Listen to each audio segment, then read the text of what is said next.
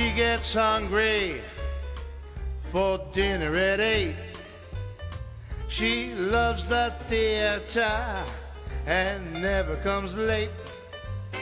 She never bothers with people she hates.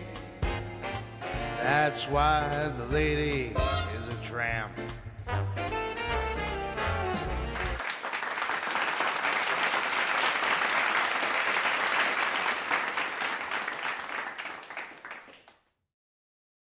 Hello, everybody. It's your old pal, Double T, coming to you live from the Double T Studio Podcast Network. You know, folks, I watched the vice presidential debate, and it was just as I expected. Vance demonstrated knowledge of the issues. He took command of the stage. And in spite of the moderator's attempts to fact check him in real time, in which there were rules in place for that not to happen, okay? Vance put the moderator in her place and showed leadership capabilities, which is something that you need to consider with, hey, Trump's age, 78, and repeated attempts on his life. So, one of the things that I was looking for in this debate was leadership capabilities for the person that's going to be, as we always say, a heartbeat away from the presidency. There were some huge takeaways from this debate. You can now call lying one of three things. You can say, if somebody accuses you of lying, you can say, I'm sorry, I misspoke. Or, this is a new one for me, I don't think I can use it, but you can say, I'm a knucklehead. That's a new one. Some people can get away with that. Or you can say, hey, you know, sometimes I just get caught up in all the rhetoric and, you know, that's what I said. You know, that's what I said. A new song came out after this debate, and it was called I Was Dancing with My VP to the Tennessee Waltz. I mean, the Tennessee Shuffle. Sorry, Patty Page. Oh my God, he was amazing. You know, I saw a great meme. It said Obama wanted a VP that was dumber than he was, so he picked Biden. And Biden wanted a VP dumber than he was, so he picked Harris. And Harris wanted a VP dumber than she was, so she picked Waltz. So if you saw a picture of Harris and Waltz, you can call them dumb and dumb. Good meme. Some of the good things that I took away from this debate were it was civil and polite, which, you know, quite honestly, that's nice to see in a debate. And anybody who wanted to could make an intelligent decision on who they would want in the situation room in the middle of a crisis. I mean, you want the guy running in the front door of the White House with his arms flailing and his legs kicking? Or do you want the guy with the serious look on his face saying, what do we need to do, sir? Your choice. Vance had a lot on the line here. He had to introduce himself to the country because this is the first time that he's actually sat before a national audience other than the convention. Being truly presidential, which I thought was important for both of these candidates, was to be presidential. I don't think Kamala's presidential at all. And any presidential moves that Tim Walz made on that debate stage would have been a plus. Well, he didn't make any. Vance made plenty. Let's face the facts. Trump is showing no signs of slowing down. And America does need a solid plan B. And Vance made that case that he is capable of leading this nation, as Tim Walz showed you he is not ready to lead this nation. And I say that because when you're going up against somebody like Vladimir Putin or President Xi from China or Kim Jong-un from North Korea, you can't just hit yourself on the head and say, well, I'm sorry, I was a knucklehead. You know, shit like that does not fly on the world stage. And I'm telling you something, folks. Until the Khomeini regime is forced out of power in Iran, we've got a big problem, okay? The only way that there is ever going to be peace in the Middle East, because I'm telling you, it's not the Iranian people. The Iranian people have no problem with the Jews. They will live next to them and coexist peacefully. They will trade with them. They will sit down and break bread with them. It's not the Iranian people that are bad. It is the Khomeini regime. Once they're taken out, like there's an endless supply of these ayatollahs. I mean, I remember the first Ayatollah Khomeini from when we were in high school, 1978. When Carter was president, and how they tormented that poor guy. All right. I'm telling you, you just gotta bomb the living crap out of those beautiful buildings that they live in and get rid of them all. That's a simple fix. The China question was Walz's downfall.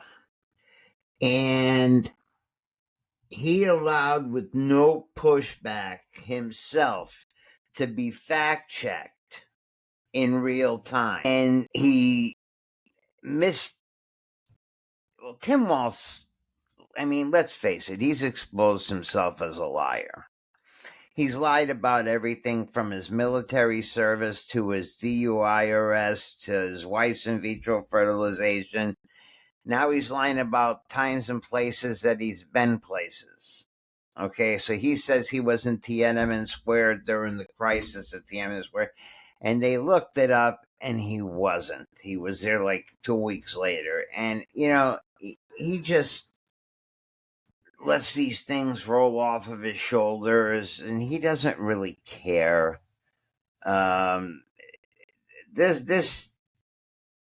His defense is that he misspoke, in that, just like his wife said, he used bad grammar for his response of carrying weapons in war. The man lies when he gets caught. Okay? Kamala's mistake. Kamala. Her mistake was not picking Pennsylvania Governor Josh Shapiro. And let me explain why. Kamala's a coward. Okay? She didn't pick Josh Shapiro because she was afraid of what the pushback would be from the anti-Semites in this country and the ones that are protesting all over college campuses. She was afraid of the pushback, okay? But let me explain something to you about Pennsylvania. For Kamala, there is no road to 270 without Pennsylvania.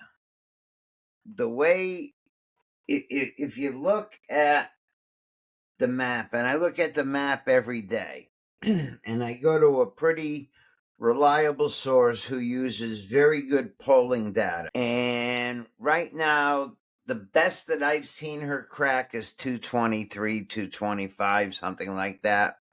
And Trump is like projected well over 300 electoral votes. Now, Pennsylvania is a key state. And Josh Shapiro is a successful Democratic governor in the state of Pennsylvania with a 60% approval rating. That's big, okay? There are 13 million votes in Pennsylvania. Okay. At this point, Trump is up 0.1%, which is 13,000 votes. Now, if you look back to 2020, Biden won Pennsylvania by less than 9,000 votes. Pennsylvania is a huge state. And if she had picked Josh Shapiro as her running mate, that would have been an automatic home run. She would have taken Pennsylvania. It's that tight in Pennsylvania, which I don't understand why it's that tight in Pennsylvania. I mean, this woman's lied about fracking and her feelings on fossil fuels, and that's like the biggest industry, and the coal industry and mining and whatnot is the biggest industry in Pennsylvania. But Harris has to win Pennsylvania to get to 270, and just being afraid of the backlash, I don't think was a good enough move for her. Walz had one job during this debate: to convince the American public that what he and his boss have been saying on the campaign trail, that Trump is a threat to democracy and that Vance is radical and weird, he didn't accomplish. Okay? He didn't say hardly anything about Trump.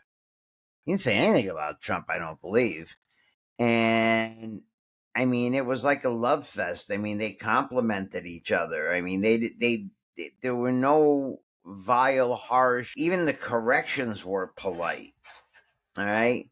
He folded like a bad poker hand. But Vance came off as knowledgeable and as a leader who knows the issues on a granular level. I personally think that debates should be taken out of the network's hands because they don't deserve them, because the networks are all a bunch of crap. All right? They are self-serving. They don't tell us the news. They don't tell us the truth. They tell us a jaded point of view. They tell us what they want us to know. Okay? And that's why you find more and more people who are in my generation and younger, they don't watch ABC, NBC, MSDNC, and they don't watch any of those channels anymore, Fox or Newsmax. They don't watch. They stream their news from independent sources so they can get fair, balanced news. I think the debate should go back to the Presidential Commission on Debates, and these 3-on-1 correct me in real time should stop. Okay, when go back on YouTube, all right? Go back on YouTube and go to the 19. I'm trying to think of what year Reagan won in 78, 82. So go back to the 1978 debate. I think it was a 78 debate between Jimmy Carter and Ronald Reagan. And the country was in a similar situation that it is now. If you remember back then, the Iranians had, I think it was a little over 400 American hostages, and they were not going to release them. And I don't remember what the terms of what they wanted was, but during all of this, the election took place. All right. And this is the debate where the famous quote that everybody uses now is, "Are you better off today than you were 4 years ago?" That was a Ronald Reagan quote from that debate. Okay. Go back on YouTube and watch the 78 debate, 1978 debate between Reagan and Carter, and watch how those debates were moderated. Okay, because the Presidential Commission on Elections had some moderators. I'll learn to talk at some point, and then they would invite like a particular journalist, like David Brinkley would be on the panel on one particular one, and they would pick the top news people. But see, news was different back then. I mean, I come from the day of Walter Cronkite. Well, all right, I was little, but I remember Walter Cronkite. And when Walter Cronkite said something to you, it was news. It was real. You believed Walter Cronkite. Now, I was a little young for this, but I mean, I'll never forget watching tapes because Walter Cronkite was the person that told the nation about President Kennedy being shot. And I'll never forget watching him take off his glasses and turning to the microphone and telling the nation the saddest news that it had heard in a very long time. And when you go back and you look like you look at these older news guys and you kind of appreciate a little bit what we have lost. You know, I've lost all respect for ABC, NBC, CBS, MSNBC, you know, Fox. There's a couple of programs that I do like on Fox. I'm a huge fan of Gutfeld. I think he's hysterical. A couple good programs on Newsmax, but I don't watch much of it at all. I go to Ground News. I pay a premium. I get news sources that are cross-referenced by 50 different other news sources. I get actual news. And I get fair. I can go for left-leaning news, right-leaning news. I can go for, so you kind of can pick and choose what you really want. And then that's what people want to do.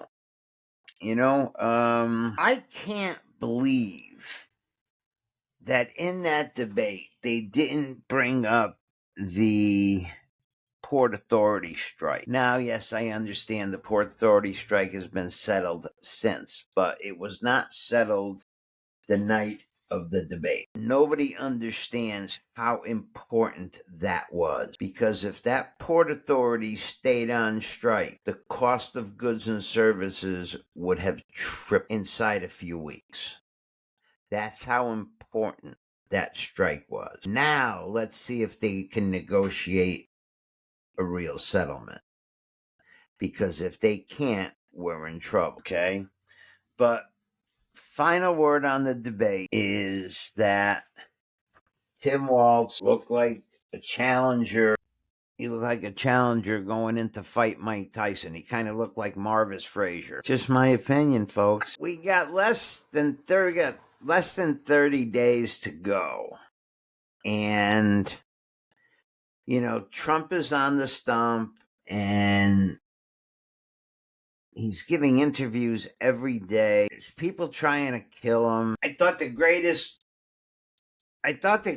thing of the week was Kamala was going to announce the settlement of the port strike when she started her rally at 2:00. I forget what day it was, Thursday or Friday. And like, you know how they've got these things timed down to the second when they're doing these things. I think she was supposed to go on stage at like 2:06. And all the news cameras were there because they were going to, you know, broadcast this live event. Biden decides at 2:04, you can't write this stuff. At 2:04, Biden's going to go into the press room where KJP works, okay? Where Peter Doocy tortures her every week, every day. Biden walks into the press room for the first time in his presidency, goes into the White House press briefing room. So all the networks pull away from Kamala and start broadcasting Biden. And Biden, he starts talking, and he turned around and he said, Kamala and I have done everything together. She has been involved in every decision that I've made. We've made them together. Our teams are tied at the hip. Every single decision that has been made in this administration has been a joint decision between Kamala and I. And he went on a little bit, and then he started taking a few questions from the crowd, and he stayed about 8-10 minutes, just long enough to take the edge off of her thing. And as he walked out the door, someone said, "Are you sad that you jumped out of the race, Mr. President?" And he says, "I'm back in." He's going around wearing MAGA hats. That was a cute one. So I'm going to tell you this. Obama hates Biden. Biden hates Obama. Biden hates Harris now because she stabbed him in the back. All right. And what Biden did the other day was done purposefully. All right.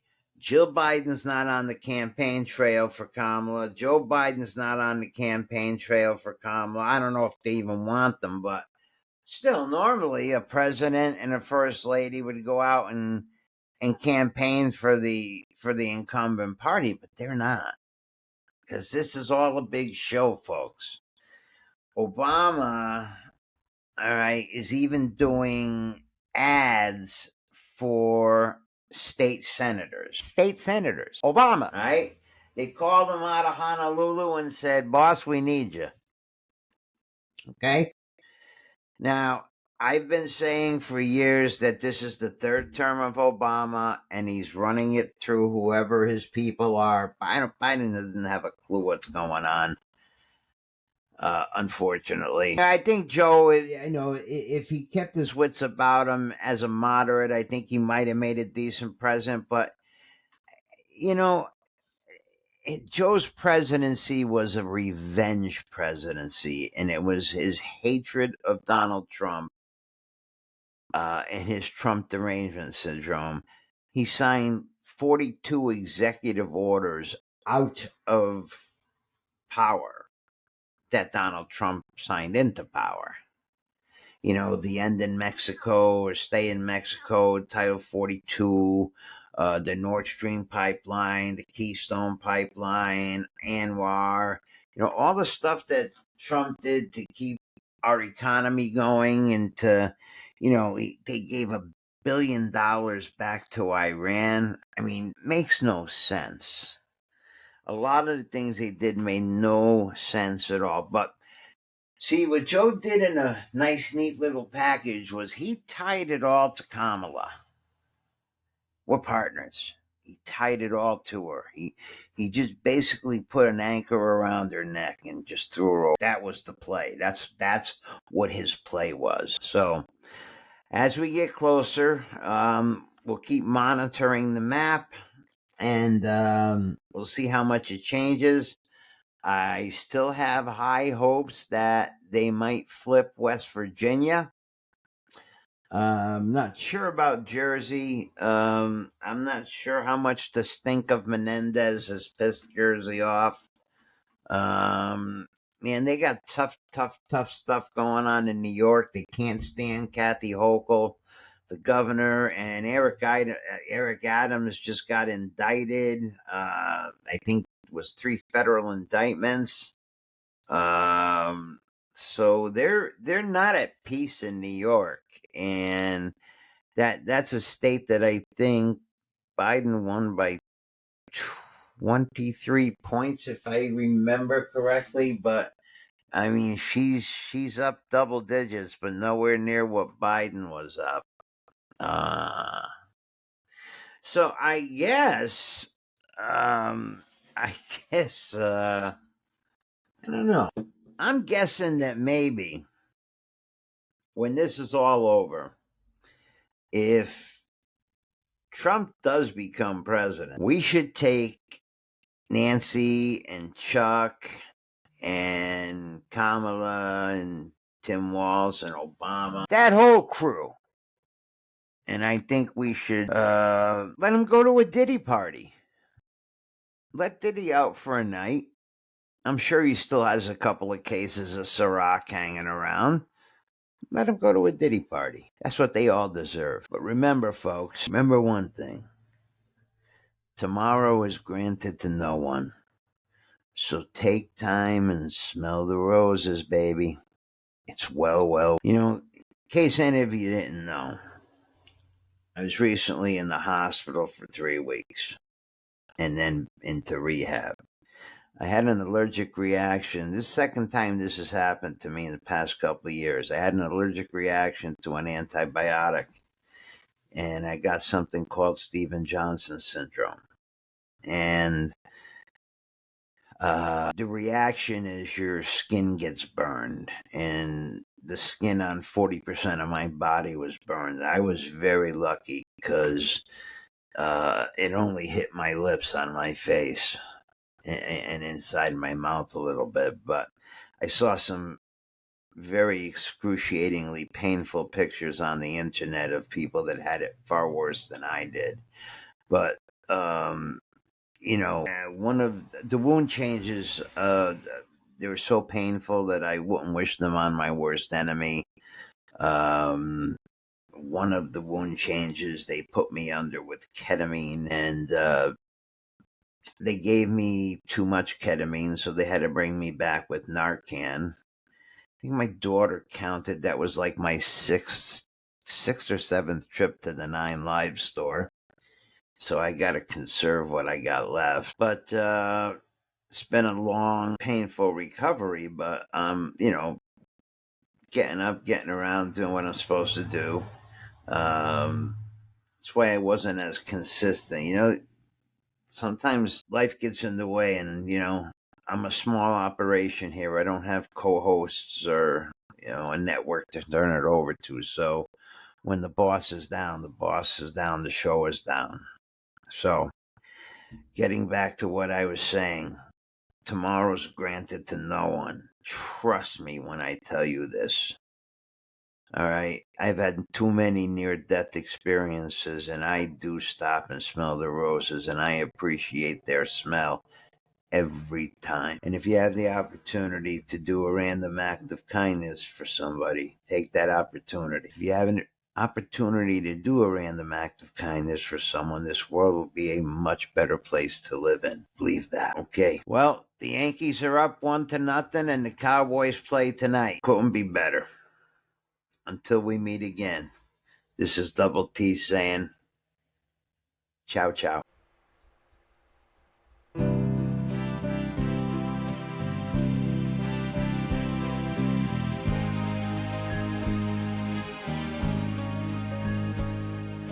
Memories pressed between the pages of my mind.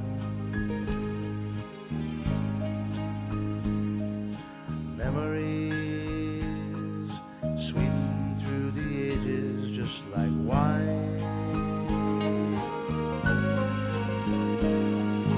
Quiet thoughts come floating down and settle softly to the ground like golden autumn leaves around my feet. I touch them and they burst apart with sweet memories.